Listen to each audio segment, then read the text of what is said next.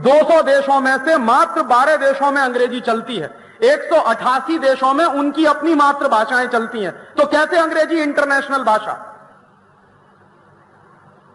अंग्रेजी इंटरनेशनल भाषा तब मानी जाती जब दुनिया के 200 देशों में से 150 देशों में अंग्रेजी चलती और 50 देशों में मातृभाषा चलती। मैं मान लेता कि अंग्रेजी मात्र वहां की इंटरनेशनल भाषा।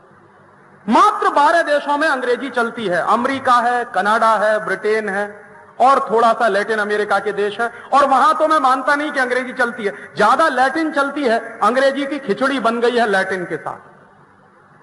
एक दूसरा तर्क है कि साहब अंग्रेजी में बहुत शब्द हैं, कुल गिन लीजिए अंग्रेजी के शब्दों की संख्या, कोई भी बड़ी से बड़ी डिक्शनरी उठा लीजिए, चैम्बर्स ले आइए, चाहे ऑक्सफोर्ड ले आइए, चाहे कैम्ब्रिज की डिक्शनरी ले आइए, शब्दों को गिन लीजिए, उसमें ओरिजिनल शब्द कितने हैं और दूसरी भाषाओं से लिए गए शब्द कितने, तो आपको पता चलेगा कि पूरी अंग्रेजी भाषा में उनके अपने ओरिजिनल वर्ड्स मात्र 12,000 हैं, ओनली 12,000।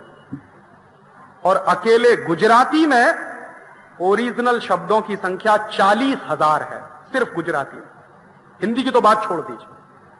मराठी में ओरिजिनल शब्दों की संख्या 40 से 45,000 है। हिंदी में अपने ओरिजिनल शब्दों की संख्या 70,000 से ऊपर है। तो अंग्रेजी में शब्द हैं कहां के? फिर अंग्रेजी के शब्द सब चोरी किए हुए शब्द हैं, या तो फ्रेंच के हैं, या तो लैटिन के हैं, या तो ग्रीक भाषा के पुराने शब्द हैं, या तो इधर साउथ ईस्ट एशिया की कुछ लैंग्वेजेस चली हैं उनके शब्द हैं। अंग्रेजी के पास अपना कोई शब्द नहीं। और यह भाषा इतनी लाचार है, इतनी पंगु है कि चाचा हो, ताऊ हो, मामा हो, फूफा हो, सब अंकल, चाची हो, ताई हो, भाभी हो, नानी हो, सब आंटी, उनके पास इसके अलावा शब्द ही नहीं है। जिस भाषा में अपने रिश्तेदारों को कहने के शब्द नहीं हो, वो भाषा कैसे अच्छी भाषा मानी? और इसमें ऐसा घनचक्कर हो जाता है, कभी कभी इन लॉज हैं, अब पता नहीं उनकी तरफ के हैं कि हमारी तरफ के हैं, वो लड़की वालों की तरफ के हैं कि लड़के वालों की, दोनों ही इन लॉज हो जाते हैं। हिंदुस्तान में तो परिवारों के जो रिश्ते हैं वो इतने माइक्रो लेवल पे डिफाइन किए जाते हैं कि बुआ की, फूफा की, मौसी की, ताई की, ये तो वो तो फलानी ढिमा की, इतने माइक्रो लेवल के रिश्ते हैं क्योंकि हमारे पास उसके शब्द हैं, हम डिफाइन कर सकते हैं। उनके पास शब्द ही नहीं है डिफाइन करने। कैसे हम माने कि ये अंग्रेजी बहुत अच्छी भाषा है? कभी कभी ये तर्क देते हैं लोग कि साहब अंग्रेजी नहीं होगी तो साइंस और टेक्नोलॉजी की पढ़ाई नहीं हो सकती। और मैं कहता हूं कि बिना अंग्रेजी के ही साइंस और टेक्नोलॉजी की पढ़ाई होती है। और दुनिया में 2 देश इसका उदाहरण है, जापान और फ्रांस। पूरे जापान में आप चले जाइए, इंजीनियरिंग के जितने कॉलेज हैं, मेडिकल साइंस के जितने कॉलेज हैं, सब में पढ़ाई जापानीज में होती है, कोई अंग्रेजी में नहीं पढ़ता। जापान के चार्टर्ड अकाउंटेंट्स, जापान के मैनेजमेंट में काम करने वाले सारे स्टूडेंट जापानीज में पढ़ते हैं। तो साइंस और टेक्नोलॉजी की पढ़ाई सिर्फ अंग्रेजी में होती है, यह दुनिया का सबसे रद्दी तर्क है। फ्रांस में चले जाइए, बचपन से लेकर और उच्च शिक्षा तक सब फ्रेंच में पढ़ाया जाता है। और फ्रांस में तो मैं रहा हूं, तो मैंने देखा है कि किसी आदमी को अंग्रेजी में बात करिए तो ऐसी नाक चढ़ा के यूं कर लेता है कि आपने पता नहीं कितना बड़ा अपराध कर दिया। और टूटी फूटी फ्रेंच में आप उससे 2 शब्द कह दीजिए, मैसिए, बॉन्सोir, बस इतना खुश हो जाएगा कि आपने मेरी फ्रेंच तो बोली, भले ही टूटी फूटी बोली। और मैंने एक बार एक फ्रेंच साइंटिस्ट हैं जिनके साथ मैंने काम किया सोरबोन में, जब मैं यहां साइंटिस्ट था। एक बार मैंने उनको पूछा कि आपने अपनी थीसिस किस भाषा में लिखी? वो फ्रांस के सबसे बड़े साइंटिस्ट हैं इस समय, और अभी 2 साल पहले उनको नोबेल प्राइज मिला। मैं जब उनके साथ काम करता था तब उनका नाम था नोबेल पैनल में, लेकिन मिला नहीं था। अभी 2 साल पहले नोबेल प्राइज मिल गया। तो मैंने एक दिन उनसे पूछा कि आपने अपनी थीसिस किस भाषा में लिखी? तो उनका स्वाभाविक है, फ्रेंच में लिखी। तो मैंने कहा आपको कभी किसी ने टॉन्ट नहीं कहा कि आपने अंग्रेजी में क्यों नहीं लिखा? तो उन्होंने कहा मैं कोई पागल आदमी जिसको कहना हो कहता रहे। मुझे लगता है जिस भाषा में मैं सबसे अच्छा काम कर सकता हूं उसी भाषा में मैंने काम किया। और तब उन्होंने मुझे एक बात कही जो मैंने मेरे जीवन में भी महसूस की। उसने मुझे कहा, राजीव, जब भी कोई मौलिक काम तुमको करना हो तो तुम विदेशी भाषा में कर नहीं सकते, ये बात तुम लिख लो किसी भी डायरी में। मौलिक काम जब तुमको करना होगा तो तुम तुम्हारी मातृभाषा में ही कर पाओगे, किसी दूसरी भाषा में तुम कर नहीं सकते। हां, नकल करनी हो किसी दूसरे की तो तुम मातृभाषा छोड़कर दूसरी भाषा में कर सकते हो, लेकिन कोई मौलिक काम तुमको करना हो तो तुम जो है कभी कर नहीं सकोगे अंग्रेजी में। और मजाक में उन्होंने मुझसे कहा जो बात बिल्कुल सच है, उन्होंने कहा, तुम ये बताओ कि हिंदुस्तान में नोबेल लॉरिएट क्यों नहीं पैदा होते?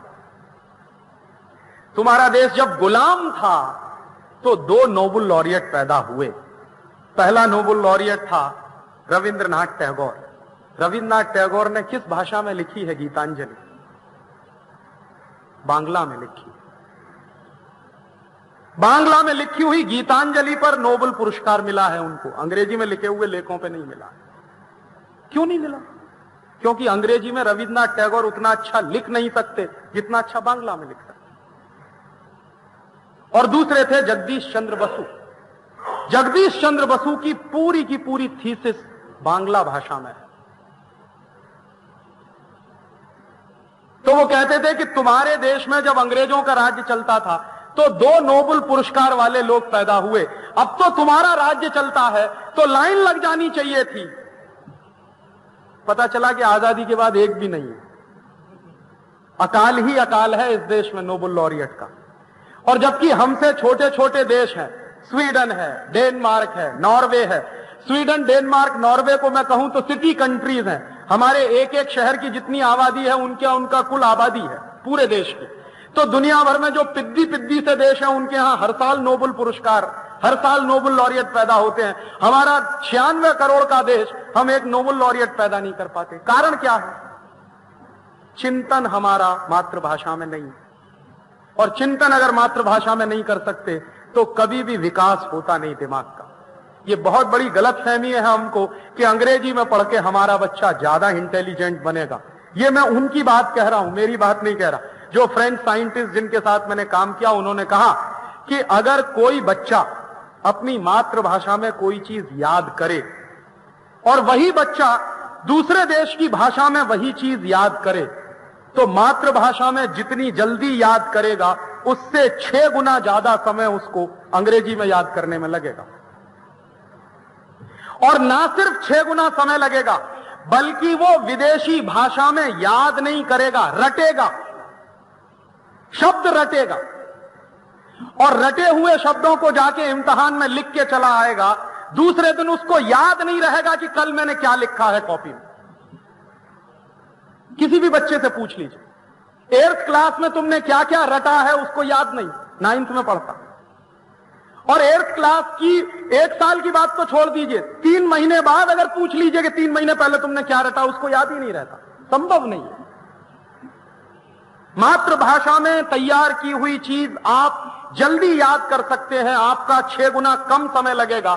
विदेशी भाषा में, अंग्रेजी में तैयार की हुई चीज में आपको 6 दिन ज्यादा लगते हैं। तभी मुझे समझ में आ गया कि इस देश में MBBS करते करते 5.5 साल क्यों लगते। चार्टर्ड अकाउंटेंसी की पढ़ाई करते करते 6-7 साल क्यों लगते। और MBBS के बाद MD कर लीजिए तब तो 10 साल गए, ये पक्का मान लीजिए। सच्चाई क्या है?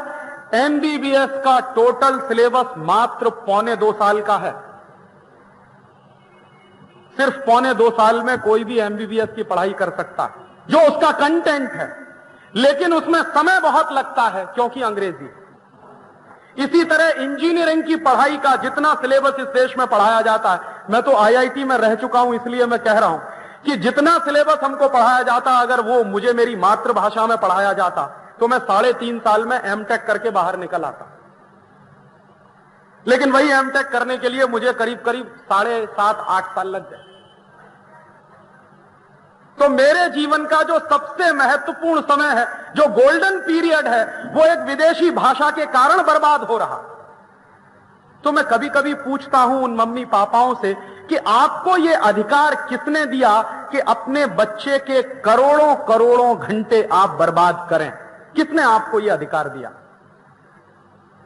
और किसने आपको यह अधिकार दिया कि आपके बच्चे आपके रहते हुए अपने आप को लावारिस कहलाने वाले स्कूलों में जाकर पढ़ें, कॉन्वेंट स्कूलों? और ये